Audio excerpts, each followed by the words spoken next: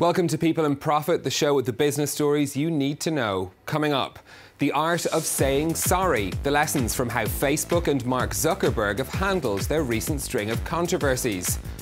Getting more of a say on executive pay, how new French rules are beefing up shareholders' power over the biggest pay packets. And we report from an Indian trade fair that's shining a spotlight on transgender and intersex entrepreneurs. First up, though, the boss of Facebook is on an apology tour after the data harvesting scandal that sent the social network's share price tumbling. Mark Zuckerberg is trying to limit the damage from the controversy that's wiped tens of billions of dollars off Facebook's market value. Although he's now publicly saying sorry, the Facebook founder was notably absent in the days following the revelations involving political firm Cambridge Analytica. He's since been making up for lost time, adopting a particularly contrite tone in testimony to US lawmakers. But it's clear now that we didn't do enough to prevent these tools from being used for harm as well. And that goes for fake news, for foreign interference in elections and hate speech, as well as developers and data privacy. We didn't take a broad enough view of our responsibility, and that was a big mistake. And it was my mistake, and I'm sorry. I started Facebook, I run it, and I'm responsible for what happens here. Well, to talk about this further, we're joined from Leeds in the north of England by the communications consultant Stuart Bruce. Stuart, what did you make of Mark Zuckerberg's performance in Washington? Did he do himself proud?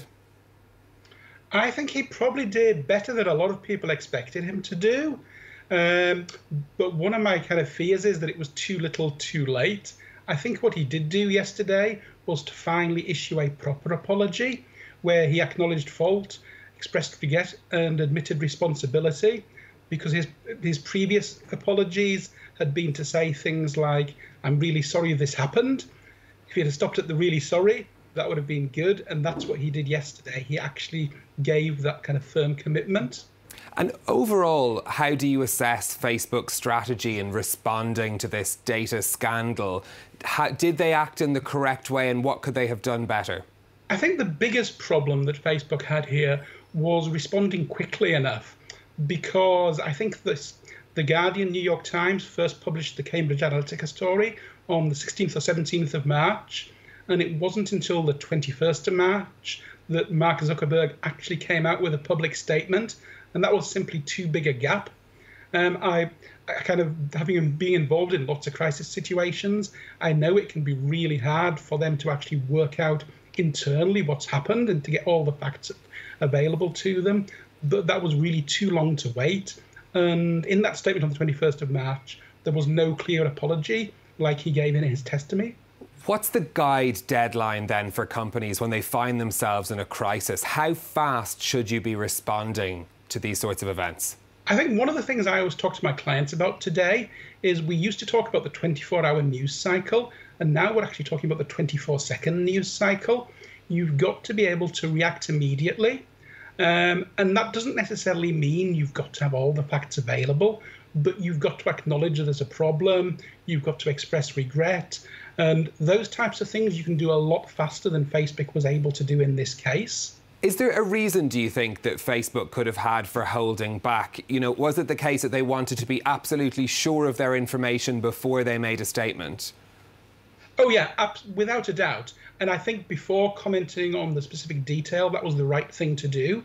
And often what you find in these situations is the CEO, so Mark would have been getting conflicting counsel, maybe from lawyers and from his public relations and communications people, with obviously the PR people urging you to say something very quickly, and lawyers usually verging on the more conservative and trying to delay a response and to delay what's actually said. That's a kind of typical crisis communications situation. And I think one of the things to understand is that it's quite possible to apologise. It's quite possible to make statements up front without kind of causing greater problems for yourself.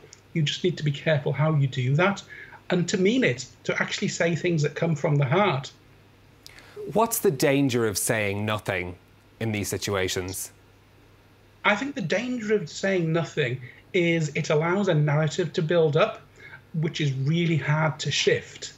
I think if you go out early and actually start to give people something else to think about, there's the chance they will do that. The longer you leave it, the more firm people become in the kind of the rumours that they're hearing and the things that they believe, and it's far harder to get them to shift that kind of preconception. If you hit them early, it's much easier to do that. And in this case, of course, we had the Delete Facebook campaign had sprung up before we heard from the company. Is that the nightmare situation if you're trying to handle an event like this? It is, and even if they had made that public apology really quickly, that would still have happened. And actually, if you look at the kind of the Delete Facebook campaign, I think it's not really as big as people are talking about. And I think one of the challenges that Facebook have got now is because this is dragging on, that it's actually beginning to reach a lot more people.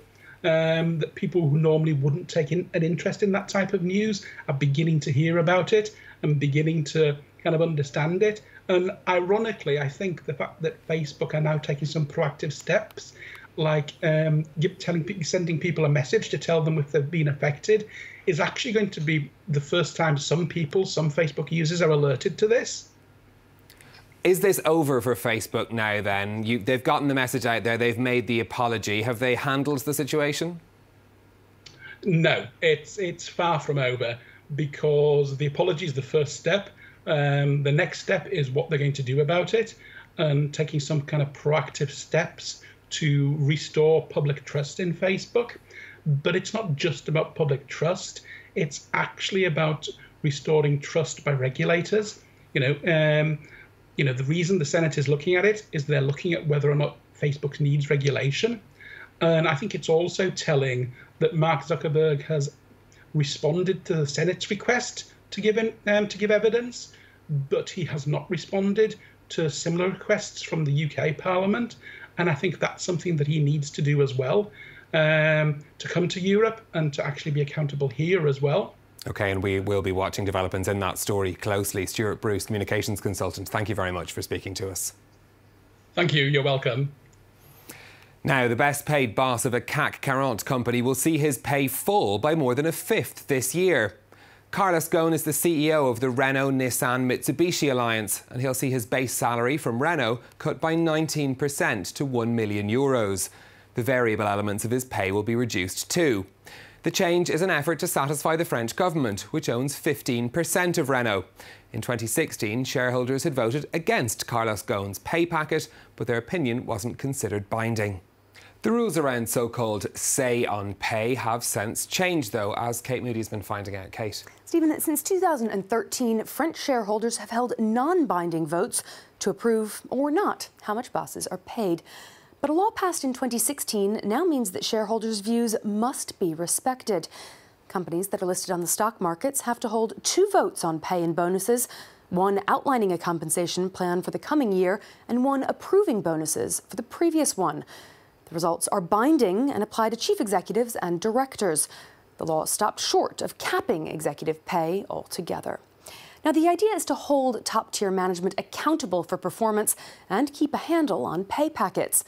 In the US, where such regulations don't exist, banking executives earned more than twice their European counterparts in 2016. Last year, around 85% of the votes taken in France gave a green light to pay proposals, down from 92% 3 years earlier, a sign that shareholders are increasingly willing to make their views known.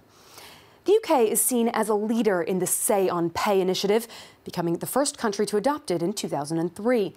Votes there are advisory or non-binding, as is the case in Germany and Spain.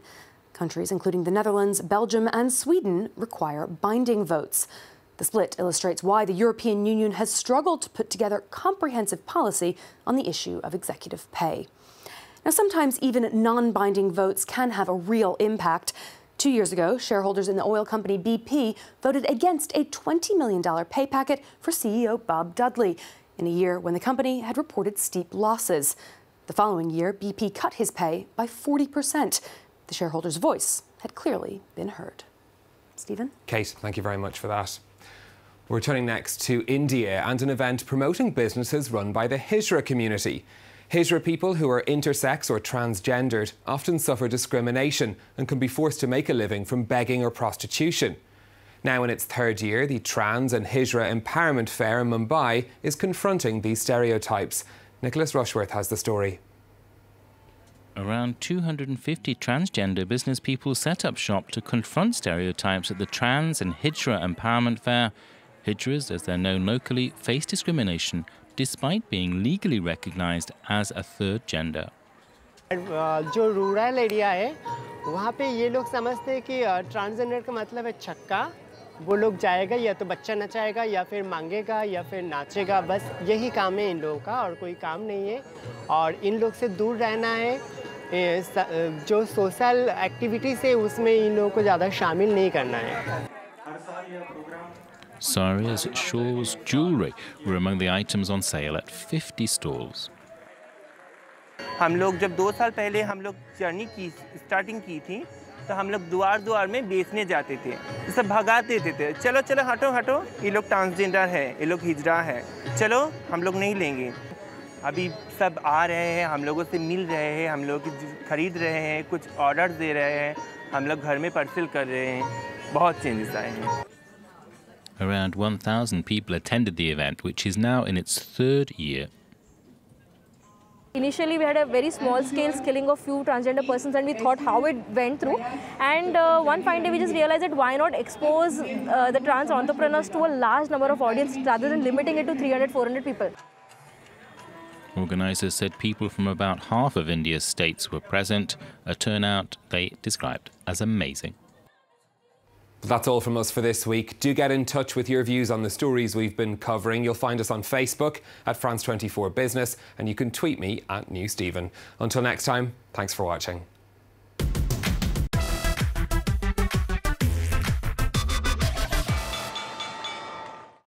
France24, 4 news channels in 4 languages, 430 journalists, 35 nationalities, 160 bureaus around the world. A global reach. 355 million households in over 180 countries can watch France24. 55 million viewers watch the channel every week, and the numbers are constantly growing, with audience figures up by 31%. France24 online is also forging ahead. Over 18 million visits a month on France24.com.